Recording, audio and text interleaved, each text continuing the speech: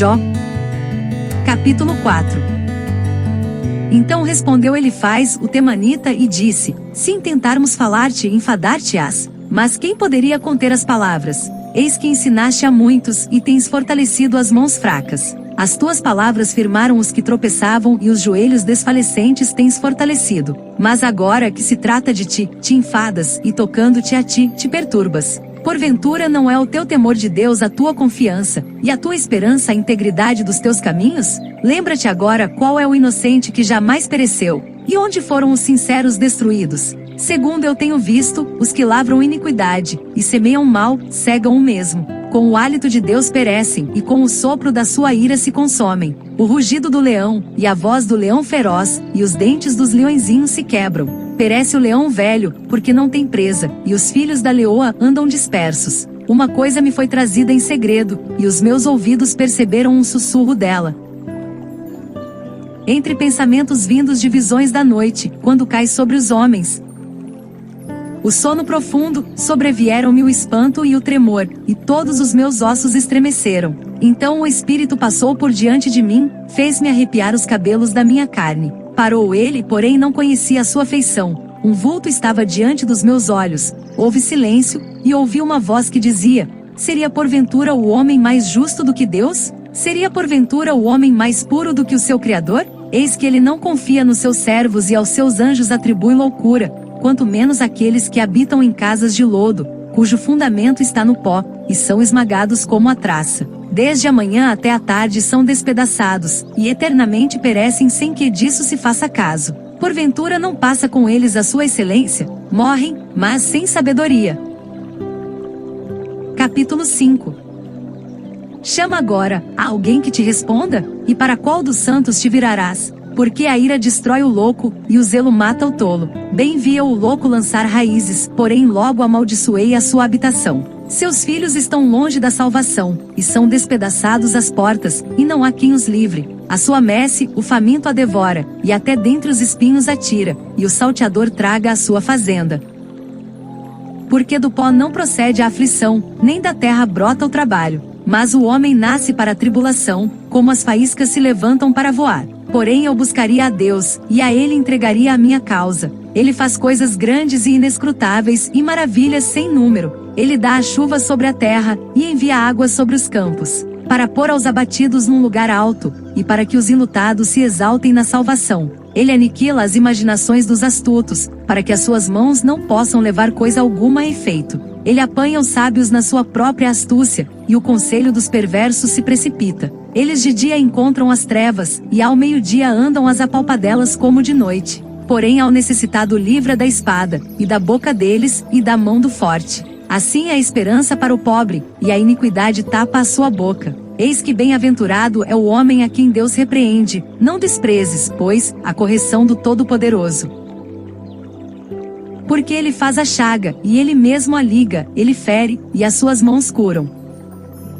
Em 6 angústias te livrará, e na 7ª o mal não te tocará. Na fome te livrará da morte, e na guerra, da violência da espada. Do açoite da língua estarás encoberto, e não temerás a assolação, quando vier. Da assolação e da fome te rirás, e os animais da terra não temerás. Porque até com as pedras do campo terás o teu acordo, e as feras do campo serão pacíficas contigo. E saberás que a tua tenda está em paz, e visitarás a tua habitação, e não pecarás. Também saberás que se multiplicará a tua descendência e a tua posteridade como a erva da terra. Na velhice irás à sepultura, como se recolhe o feixe de trigo a seu tempo. Eis que isto já o havemos inquirido, e assim é, ouve-o, e medita nisso para teu bem. Capítulo 6.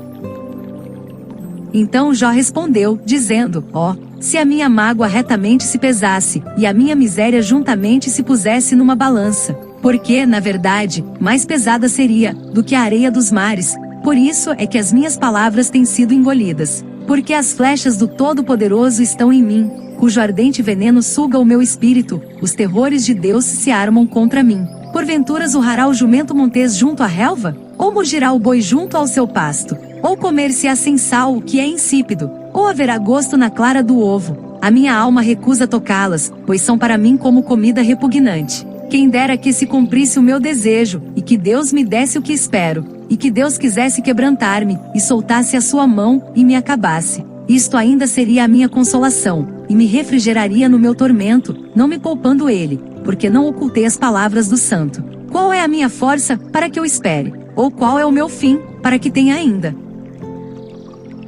paciência? É porventura a minha força a força da pedra? Ou é de cobre a minha carne? Está em mim a minha ajuda? Ou desamparou-me a verdadeira sabedoria? Ao que está aflito devia o amigo mostrar compaixão, ainda ao que deixasse o temor do Todo-Poderoso. Meus irmãos aleivosamente me trataram, como um ribeiro, como a torrente dos ribeiros que passam, que estão encobertos com a geada, e neles se esconde a neve, no tempo em que se derretem com o calor, se desfazem, e em se aquintando, desaparecem do seu lugar. Desviam-se as veredas dos seus caminhos, sobem ao vácuo, e perecem. Os caminhantes de Tema os veem, os passageiros de Sabá esperam por eles. Ficam envergonhados por terem confiado, e, chegando ali, se confundem. Agora sois semelhantes a eles, vistes o terror, e temestes. Acaso disse eu: dai-me, ou oferecei-me presentes de vossos bens? Ou livrai-me das mãos do opressor? Ou redimi-me das mãos dos tiranos? Ensinai-me, e eu me calarei, e fazei-me entender em que errei. Ó, quão fortes são as palavras da boa razão, mas que é o que censura a vossa arguição?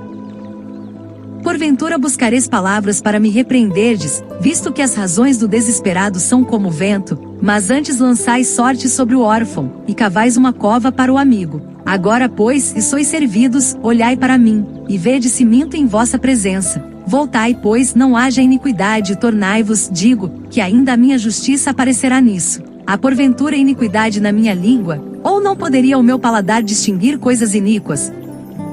Capítulo 7.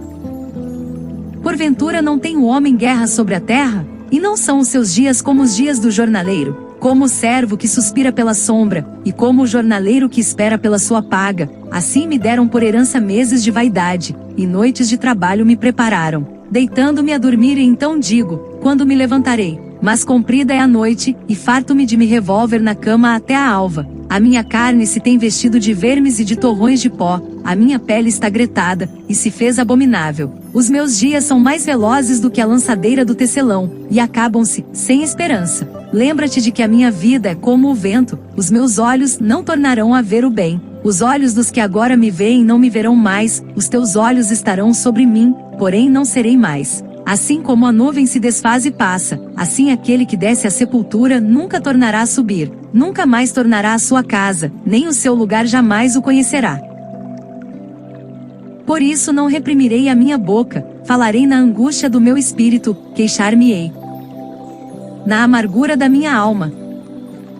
Sou eu porventura o mar, ou a baleia, para que me ponhas uma guarda, dizendo eu, consolar-me-á a minha cama, meu leito aliviará a minha ânsia, então me espantas com sonhos, e com visões me assombras, assim a minha alma escolheria antes a estrangulação, e antes a morte do que a vida. A minha vida abomino, pois não viveria para sempre, retira-te de mim, pois vaidades são os meus dias. Que é o homem, para que tanto o engrandeças, e ponhas nele o teu coração, e cada manhã o visites, e cada momento o proves? Até quando não apartarás de mim, nem me largarás, até que engula a minha saliva? Se pequei, que te farei, ó guarda dos homens? Por que fizeste de mim um alvo para ti, para que a mim mesmo me seja pesado? E por que não perdoas a minha transgressão, e não tiras a minha iniquidade? Porque agora me deitarei no pó, e de madrugada me buscarás, e não existirei mais.